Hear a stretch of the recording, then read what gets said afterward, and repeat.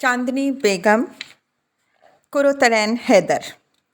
मुंशी भवानी शंकर सोख्ता बैरूनी बरामदे में खड़े पोस्टमैन से डाक मौसूल कर रहे थे। बेला पास से गुजर रही थीं। उनको सलाम नहीं किया। अलाउद्दीन ड्राइवर को आवाज़ दी। कार में बैठकर फिर ख़रीदारी के लिए निकल गईं। दफ्तर के चपड़ासी ने डाक का अनबार लाकर सेक्रेटरी मिस एलिज़ाबेथ छोटे लाल की मेज़ पर रखा, जो सुबह सवेरे साइकिल पर लाल बाग से आती थीं। उन्होंने सेक्शनों की डाक अलग अलग की। साहब के नाम के खतूत उन्हें पेश किए। मुंशी जी अंदर आकर टेलीफोन की मेज़ पर बैठ गए। किफ़ायत के ख़याल से मुंशी सोख्ता ही ऑपरेटर के फ़राइज़ भी अंजाम देते थे और हर मैगज़ीन की काल के लिहाज से रेड रोज़ गुड मॉर्निंग, गुले सुर्ख आदाब अर्ज़, लाल गुलाब नमस्कार कहते जाते थे।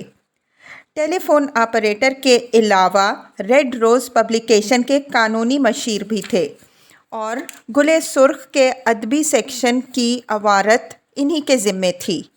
भैया की खुशी की खातिर तरक्की पसंद अंदाज की गज़लें भी कहने लगे थे, जो कभी कभी गुले सुर्ख के सफ़हात की जीनत बनतीं। लाल गुलाब के अमला अवारत से बातें करते हुए वो ये भी कहते पाए गए थे कि हम समाजवादी का ये फ़र्ज़ बनता है कि, और ये सब इसलिए कि कंबर अली खुश रहें, क्योंकि वो उन्हें अपने बेटे की तरह चाहते थे और उन्होंने महसूस किया था कि ब्याह के बाद से भैया बहुत मुतफक्किर और उदास हो गए हैं। उनकी शादी की खबर अब तक आम नहीं हुई थी। दोस्तों के करीबी हलके ने उनके इस इक़दाम की तारीफ़ की। 3 कटोरी वाले शशदर हुए और ख़ुद भैया के सामने भवानी शंकर ने अपनी राय अब तक महफूज रखी थी। मुंशी जी का ख्याल था कि भैया को इस ड्रामाबाजी की ज़रूरत नहीं है। अगर वो खुले ख़जाने बेला से शादी कर लेते तो भी कुछ ना होता, मगर वो नौजवान आदमी थे, कौम का गम खाते थे, लेकिन ज़ाती ज़िंदगी आराम आसाइश से गुज़र रही थी। थोड़े से एक्साइटमेंट की उन्हें हाजत थी। खतूत पढ़ते पढ़ते अचानक कंबर अली ने उन्हें आवाज़ दी। भैया मामूल से ज़्यादा परेशान नज़र आ रहे थे। बोले, भवानी चचा ज़रा इस तरफ आइए। उनको ड्राइंग रूम में ले गए। हाथ में एक लिफाफा था। इस तरफ मास्टर I.B. मोगरे, नागपाड़ा, बम्बई।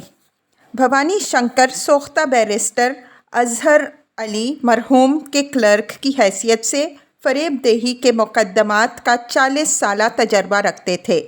उनको यकीन था कि वो नाटक जो राजा घबीर प्रसाद के यहाँ चन्हट में खेला गया, उसके असल दरपर्दा मुसन्निफ मास्टर इमाम बख्श मोगरा थे।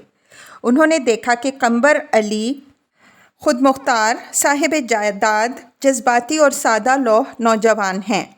कोई बुज़ुर्ग रिश्तेदार नसीहत करने वाला सर पर मौजूद नहीं। सोख्ता को मामूली मुंशी समझे। लड़की से एक्टिंग करवाई, माँ बाप की कैद से रिहाई चाहती है। सोख्ता को अपने इस यकीन का सबूत उस वक्त मिल गया जब कंबर अली ने सोफ़े पर बैठते हुए ज़रा हकला कर कहा, भवानी चचा, हमारे रिसाले ही खसारे से चल रहे हैं। हम इस 300 माहाना की गुंजाइश कहाँ से निकाल लें?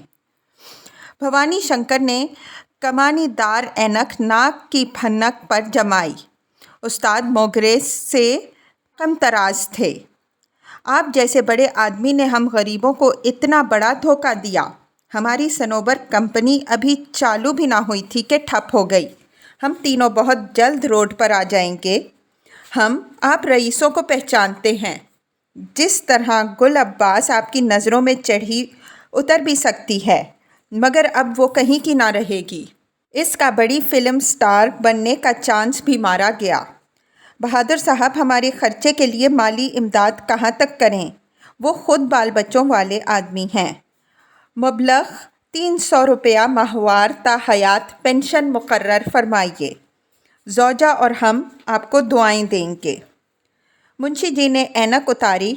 1 मिनट खामोश रहे, फिर कहा, भैया आपने अब तलक जो कुछ किया सो किया। अब हम चुप नहीं रह सकते। ताहयात वजीफ़ा किस बात का? वो ख़ुद बतला रहे थे कि हर फ़न मौला आदमी हैं। फरास्त अलीद और बाबागिरी से भी कमा चुके हैं। बम्बई में आदमी हर तरह लूट पीट के पेट पाल लेता है।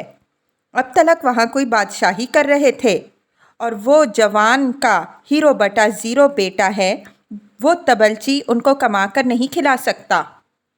अच्छा, अब ये बात आपने ख़ुद निकाली है तो पहले ये बतलाइए कि आपने अक़द के वक्त कितनी रकम मुकर्रर की, मुअज्जल और मुवज्जल। दुल्हन की तरफ से वकील कौन था, मौलाना कौन आए थे और गवाह कौन साहिबान थे? वकील तो काले खान थे, रघबीर प्रसाद के ड्राइवर। मौलाना उसी गांव के थे और गवाह रघबीर प्रसाद के कारिंदे थे। हमें उनके नाम ठीक से याद नहीं, शायद अकरम अहमद और अशफाक अली। महर? अरे भवानी चचा, क्या आप हमें बच्चा समझते हैं? सारा हिंदुस्तान हमारे कलम से थर थर कांप रहा है। मुंशी जी मुस्कुराए। खैर, सारा ना सही, आधा सही।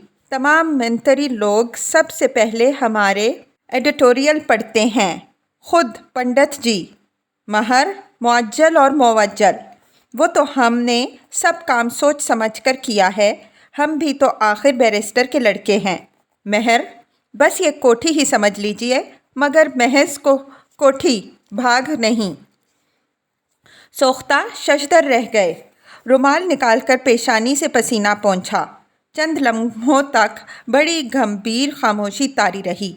अचानक कंबर मियाँ ने खौफ सा महसूस किया कि मुंशी सोख्ता छड़ी उठाकर उनको पीटना ना शुरू कर दें। अपनी सारी हिम्मत मुजतमع की, कंधे उचकाकर ज़रा तुन कर बैठ गए।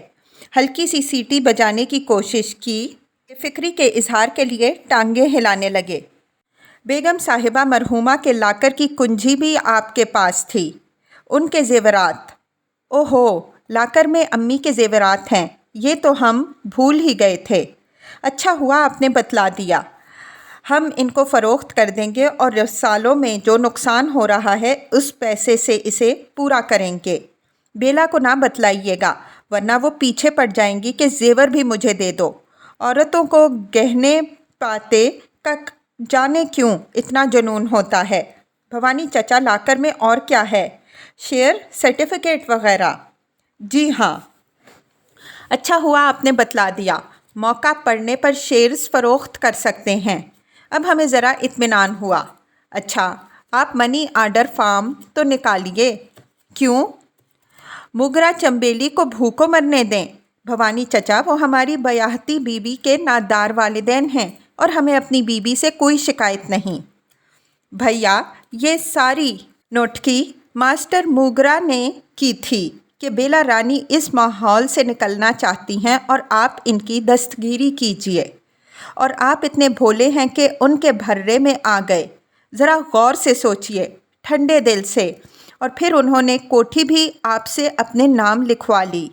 वो चनहट वाला ड्रामा खुफिया शादी का ना आपने बनाया था, ना राजा रघबीर प्रसाद ने। इसके असल लेखक थे मास्टर मुगरा और शायद उनके साथ बहार फूलपुरी उर्फ देवताड़ बारा बंकवी। सोचिए, ज़रा गौर कीजिए। कंबर अली सोचा कीजिए, फिर सर हिलाया।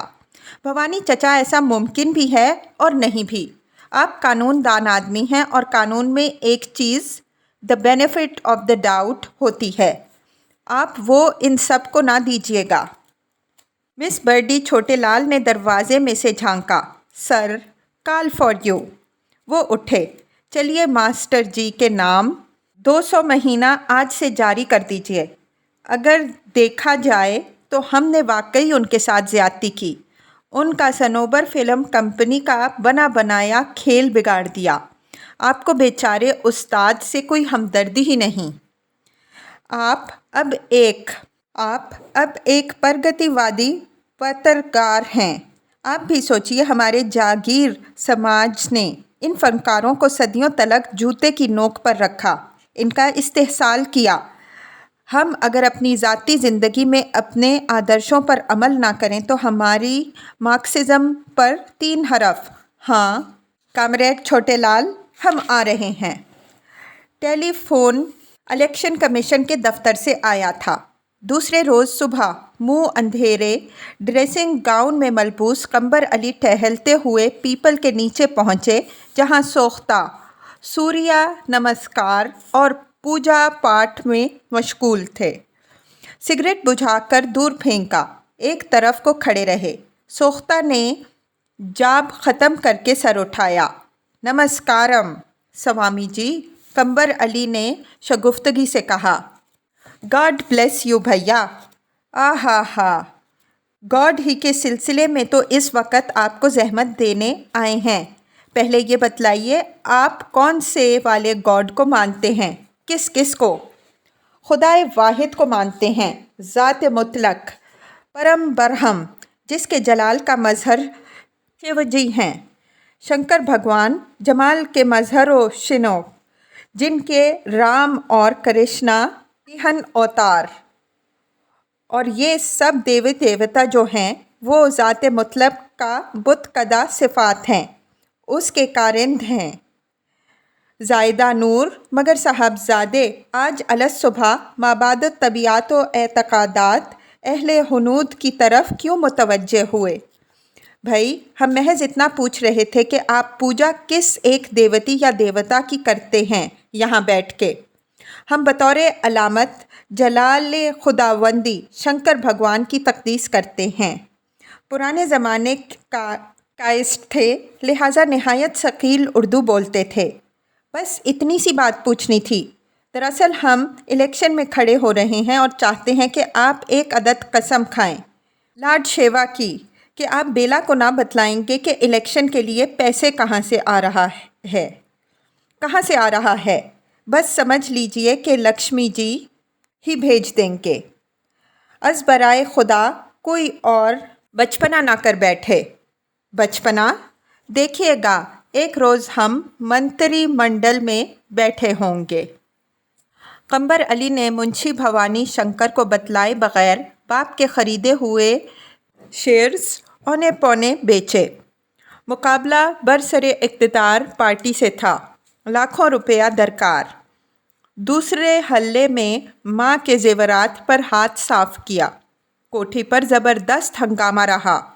ورکرز، جیپ، گاڑیاں، پوسٹروں کے انبار، جھنڈیاں، رضاکاروں کے لیے صبح سے شام تک مسلسل چاء بنتی، دیگوں میں کھانا پکتا، نجی عملہ بھی ریڈ روز پارٹی کے بلے لگائے بے حد اہمیت کے ساتھ ادھر ادھر دوڑتا رہتا۔ اس گہما گہمی میں بیلا کے وجود کو قطعاً نظر انداز کیا گیا۔ وہ منہ پھلائے اپنے بیڈ روم میں پلنگ پر لیٹی میری کوریلی کے ناول پڑھا کرتی، جو ان کی واحد سہیلی الزبتھ چھوٹے لال ان کے لیے لایا کرتی تھیں۔ قمبر علی الیکشن لڑے اور ہار گئے۔ اس زبردست مالی نقصان اور سیاسی شکست کے بعد اپنا غم غلط کرنے کے لیے شراب کی طرف زیادہ تندہی سے متوجہ ہوئے۔ بیلا کی شاپنگ میں کوئی فرق نہ آیا۔ رکشہ پر بیٹھ کر حضرت گنج امین آباد نذیر آباد چوک چلی جاتی، شام کو پیکٹوں سے لدی پھدی واپس آتی۔ اب وہ زیادہ وقت لیدر کرافٹ کی دکانوں پر گزارنے لگیں۔ ایک سا پہر قمبر اپنے دفتر میں بیٹھے ششماہی حسابات کی جانچ پڑتال کر رہے تھے۔ منشی جی ناک کی نوک پر اینک رکھے سامنے موجود تھے۔ ان سے پوچھا، بھوانی چچا، یہ آم امرود کی فصل جو اس سال بکی ہے، اس کا اندراج ہی نہیں ہوا؟ آپ الیکشن میں مصروف تھے۔ بہو صاحب نے کیتھیک سے خود وصول کر لی، ان کو نیا فرنیچر بنوانا تھا۔ آپ نے ہمیں نہ بتلایا، کیا انہوں نے بھی قسم دلوا دی تھی؟ آپ دیہات کے دورے پر گئے ہوئے تھے، بسلسلہ انتخابات عامہ، آپ کو مطلع کیسے کرتے؟ رکشہ آن کر رکا۔ بیلا براندے کی سیڑھیاں چڑھیں۔ قمبر کو دروازے میں سے ان کی جھلک دکھلائی دی، فوراً چند کاغذات سمیٹ کر اٹھے۔ دفتر کا کمرہ اور ڈرائنگ روم آمنے سامنے واقع تھے، بیچ میں گیلری۔ جو ہی بیلا داخل ہوئیں، قمبر علی گیلری میں پہنچے۔ کہا، ذرا ادھر آنا۔ ان کو ڈرائنگ روم میں لے گئے۔ بیلا نے اون اور سلائیوں کے پیکٹ ایک سائیڈ ٹیبل پر رکھے، صوفے پر بیٹھ گئیں सोचें आज फिर झगड़ा होगा। उन्होंने बात शुरू की, बेला बोलो। चिड़िया बोलती हैं, इंसान कहते हैं। फरमाइए। ये देखो, हर दुकान से बिल पे बिल चले आ रहे हैं। तुमने बाग की आमदनी भी खुद वसूल करके उड़ा दी, हमें ना बतलाया। अपने शौक़ की खातिर तुमने अपनी मम्मी के कहने डैडी के शेयर बेच डाले, मुझे बताया। शौक़? कॉज की खातिर। और ये तुमसे किसने कहा? मुंशी जी ने। वो तुमसे ज़्यादा घुन्ने हैं, मुझसे बात ही कहाँ करते हैं। फिर इस बड़ी काले लाल ने, बड़ी छोटे लाल, तुम मेरी जासूसी करती हो और इस बर्डी की बच्ची को हमने बाइबल की कसम दिला दी थी। उसने कुछ नहीं बोला, लेकिन वो तुम्हारे बैंक की सारी कॉरेस्पॉन्डेंस टाइप करती है। तुम्हारे आर्डर के मुताबिक 5 बजे के बाद मैं उसकी कुर्सी पर बैठकर टाइपिंग की मश्क करती हूँ। वो दिन बर्डी ख़त की कार्बन कापी मशीन से निकालना भूल गई थी, तब मुझे मालूम पड़ा। और ये तुमने फ़र्नीचर किस लिए मंगवाया है? मार्च में बेबी आने वाला है, उसके लिए। ये बेबी कौन साहब है और कहाँ से आ रहे हैं? माय गॉड बेला, तुमसे कितनी बार कहा है कि ये अपनी हटपटिया baby mummy daddy uncle aunty ना किया करो। ठीक है, नहीं करूँगी। इतना तो याद कर लिया है, पेंट्री के बजाय आबदार खाना उठाओ के बजाय दस्तरखान बढ़ाओ, बाथरूम के बजाय हमाम, लेटरीन की जगह चौकी पे जाना बोलती हूँ। तुम लोगों के लिए ये ज़बान के नखरे टू मच हैं। उस दिन तुम्हारे नौकर तक ज़बान पकड़ते हैं। नौकर नहीं, डोमेस्टिक हेल्प। वो दिन मैंने खाली इतना बोला, कलावाती से गुसलखाना में झाड़ू पोछा करा दो। अल्हम्दु ने धमाल डाल दी। ए बहू साहब, हमारे के यहाँ शिया लोग जहाँ अपने मुर्दे नहलाते हैं वो जगह गुसलखाना कहलाती है। तुम्हारे माँ बाप तो यहीं से बम्बई गए थे। तुम्हारी ज़बान, गुडनेस, हम असल मौजू से बहुत दूर भटक गए। ये बिल, और तुम चाहते क्या हो? जो बोलते हो, सॉरी, जो फरमाते हो वो करती हूँ। मैं सिर्फ़ ये अर्ज़ कर रहा हूँ कि ज़रा हाथ रोक कर खर्च करो। तुम क्यों नहीं अपने खर्चे कम करते? इतनी दारू, नर्सरी फर्नीचर में मैंने इतना खूबसूरत बनवाया है, देखकर खुश हो जाओगे। सफ़ेद और उस पर की mouse, Donald duck, snow white and 7 drawers. ये जो तुम्हारा इस गेस्ट रूम है, इसमें इंशाल्लाह नर्सरी बनेगी। तुम मेरा रहा सहा दिवालिया भी निकाल दोगी। तुमसे किस हकीम ने कहा था कि रिसाला निकालो? ये तुम्हारे बस का रोग नहीं। ना पढ़ा था अपने डैडी मियाँ जान की तरह प्रैक्टिस करते। उनकी जमी जमाई गुडविल तुमको मिलती, मगर बाज़ लोगों को फ़िल्म इंडस्ट्री में घुसने का सौदा होता है, बाज़ों को पॉलिटिक्स।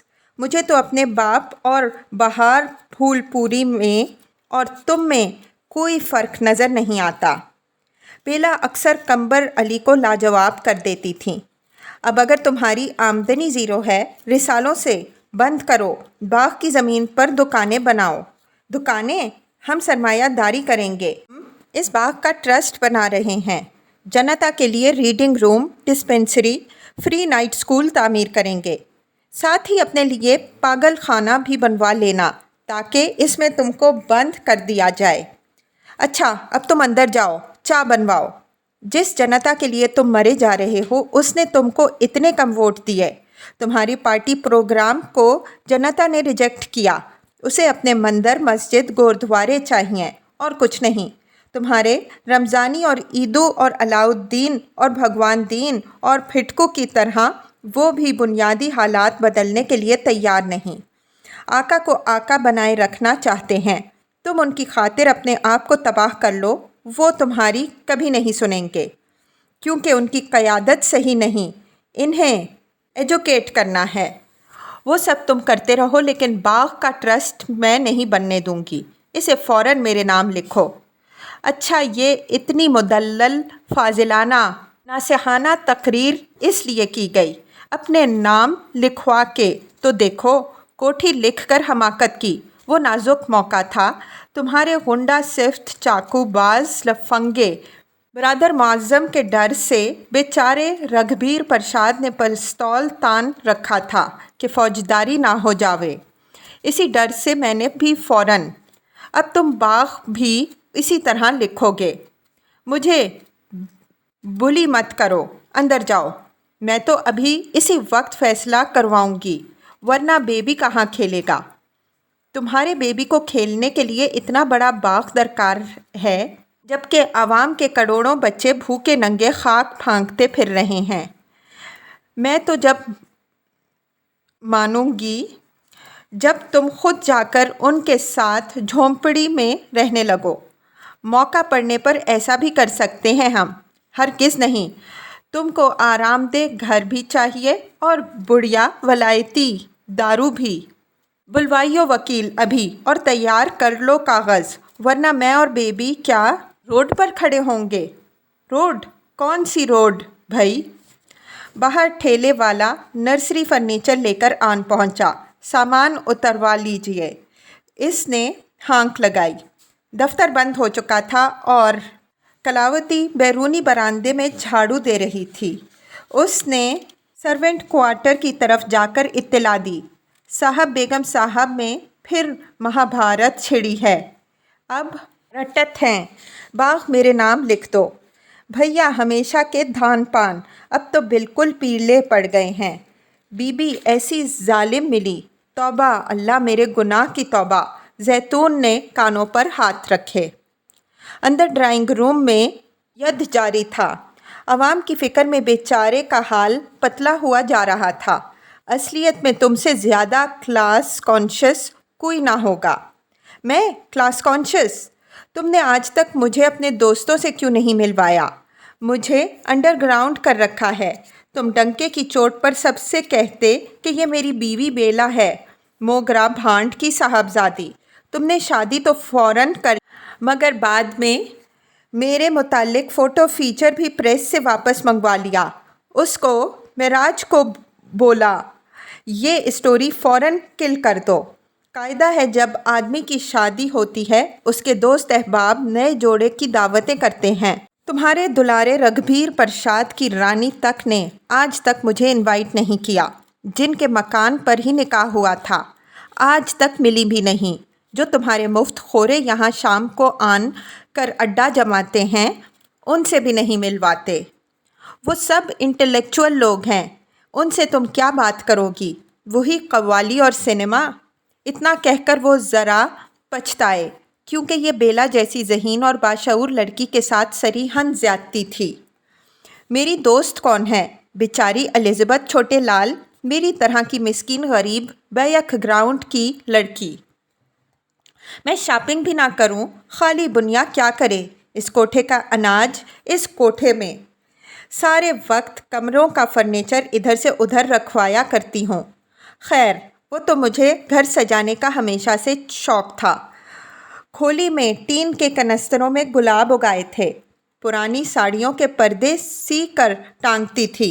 अब अल्लाह ने ऐसा मकान दिया है तो वेरी गुड। हम तुम्हारे सलीके के मोतरफ़ हैं, मगर बेकार की नई चीज़ें ना ख़रीदो। ये सब अम्मी जनिया का पुराना सामान है, मेरे लिए तबर्रुक। ये मियाँ जान अम्मी जनिया विलायत से उस ज़माने में लाया करते थे जब कोई विलायत जाता भी नहीं था। आजकल हर भंगी चमार जा रहा है। दरअसल तुम इस सी साजो सामान की कदर कर नहीं सकती। क्लासी? बिल्कुल ठीक कहते हो। तुमसे ज़्यादा क्लास कॉन्शियस। फिर वही मैं क्लास कॉन्शियस और मगरूर ख़ानदान, बैक ग्राउंड, मसूरी की तालीम, काबिलियत, शोहरत, इतने सारी कवाली फैक्शंस और एक अकेली जान। इनके बोझ तले तुम्हारा कचूमर निकला जा रहा है। ऊपर से खाकसारी का भारी ताज सर पे धरा है। मैं दरवेश आदमी, मैं अनपढ़ आदमी। अपने मैगज़ीनों में अपनी तारीफ़ के ख़त छपवाते भी तुम ज़रा नहीं ते। अपने ही मैगज़ीन में अपनी ही तारीफ़। पॉलिटिक्स में ये सब करना ही पड़ता है। तुम क्लास बल्कि कास्ट कॉन्शियस भी हो, वरना बेचारी बेटी को मुंह पर कामरेड और पीठ पीछे इतनी हकारत से काले लाल क्यों कहते हो? और ये कि अब तो भंगी चमार भी वलायत जाने लगे। क्या महज तुम्हारे अपर क्लास माँ बाप ही इंग्लैंड जाने का हक रखते थे? कंबर घबराए हुए बैठे रहे। ये खातून तो शरबरी देवी से ज़्यादा झक्की निकली। और ये तुम दौड़ दौड़ कर दिल्ली जाते हो, वजह मुझे मालूम है। हर शाम तुम रूस या ईस्टर्न यूरोप की किसी एम्बेसी में पहुंच जाते हो और वहां शराबें लौटाते हो। तुम्हारे बड़े तोप इनकलाबी शायर लोग भी कहीं जाते हैं तो अपने कम हैसियत परस्तारों के बजाय करोड़पतियों के घरों पर ही क़याम करते हैं। बहादुर साहब के साथ मुशायरों में जा जाकर मुझे इस लिटरेरी दुनिया का भी कुछ आइडिया हो चुका है। मुझे बेवकूफ़ ना समझना। तुम और बेवकूफ़? तौबा तौबा। हर दूसरे तीसरे रोज़ बाग के मामले पर झगड़ा होने लगा। जवाब में वो खामोश रहते। बेला हथछुट भी थीं। गुलाब और चंबेली से मार खाकर चाल के बच्चों को पीटती फिरती थीं। अब वो कंबर अली की खामोशी से तिलमिला कर उनको मारने लगीं। कंबर फ़ौरन एक गिलास ठंडा पानी पीते और सोचते, मुझे इस सूरत हाल का साइंटिफिक तज्ज़िया करना चाहिए। बेला एक स्लम चाइल्ड हैं और स्लम्स के तशद्दुद आमेज़ माहौल में परवान चढ़ी हैं। कंबर के इस सरदर्द अमल से वो और आग बगोला होती और उनके तहम्मुल को इनकी क्लास स्नोबरी और सरपरस्ताना रवैये पर महमूल करके इनको मज़ीद सलावातें सुनाती। आज सुबह नाश्ते की मेज़ पर यही कज़िया शुरू हुआ। आज तुम वकील को बुला रहे हो ना? तुम्हारे एजेंडा पर 3 आइटम थे। नंबर 1, उल्लू के पट्टे कंबर अली से शादी। नंबर 2, कंबर अली की कोठी पर कब्ज़ा। नंबर 3, बाग पर ऐज़न। अफसोस है कि 3 कतई मुमकिन नहीं। मैं इसी बाग के कुएं में कूद मरूंगी, कूद पड़ूंगी। कंबर अली ने तसीह की। मैं तुम्हें वार्निंग देती हूँ। पान कल के लिए लगाते जाएं, याद अपनी तुम्हें दिलाते जाएं। मसनवी ज़हर इश्क। ज़मीन मेरे नाम लिखो, वरना मैं कुएं में छलांग लगाने के बाद फ़ौरन अगर ज़िंदा बची तो पुलिस को बयान दूंगी कि तुमने मुझे धक्का देकर गिराया था। देखा जाएगा। तुम किसी तरह मेरा पीछा तो छोड़ो। वो लाल पीली होकर मेज़ से उठीं। भरी हुई चाह दानी कंबर पर फेंकी। निशाना खता कर गिर गया।